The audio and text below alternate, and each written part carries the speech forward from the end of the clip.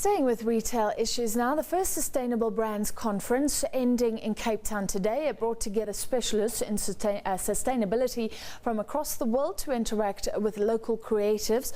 Around 80 speakers have covered topics including water, supply chains, climate change, waste and the green economy. So yesterday we spoke to the founder of the Plastic Bank. Tonight we're joined by the founder of Long Table Projects that assists sustainable restaurants in Cape Town and the Cape Winelands. Karen Welter comes to us live from our studio in Cape Town. Good evening to you, Karen. What was your message to the Sustainability Conference? Good evening. My message was really about restaurants and what an important role they play in the sector. Particularly if you look at middle-class consumers, they really have to consume less and very differently. And restaurants are able to help them by changing their strategies in that regard. You tell restaurants and even consumers to look at shifting diets. Give me examples. What should you change if you are a restaurant wanting to be more sustainable at the moment? Well, we help restaurants look holistically at their menus to see are there any shifts they can make.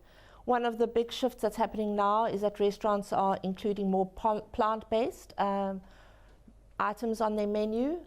They're looking at making sure that their fish is sustainable. For instance, according to SABC, that you'd serve green-listed SABC fish. Your produce you can source seasonally, which is really important. You can also look at local sourcing.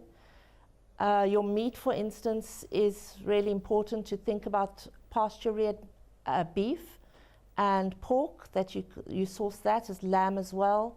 So really you take a holistic look at your menu and try and see what is the best produce you can possibly put on the table for the consumer.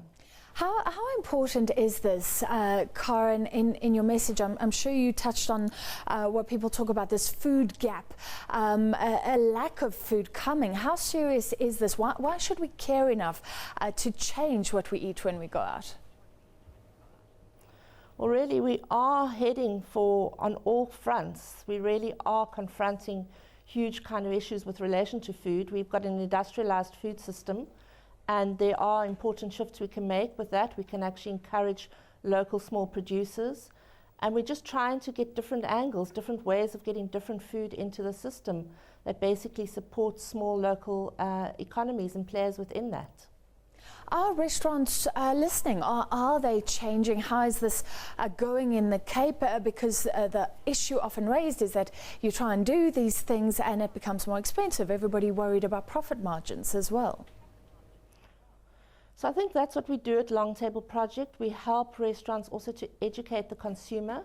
The consumer has to come on board. Often if an ingredient is more expensive because it is at a premium, the consumer then should be prepared to pay a little bit extra to have that food on their plate. Karen, what about consumers? Are they starting to put pressure on the food industry by making demands? In this world of McDonald's, do we really care that much about what we're eating? Well, there's definitely, like in any market, you always get a small group of people who start making the change, and that starts spreading out.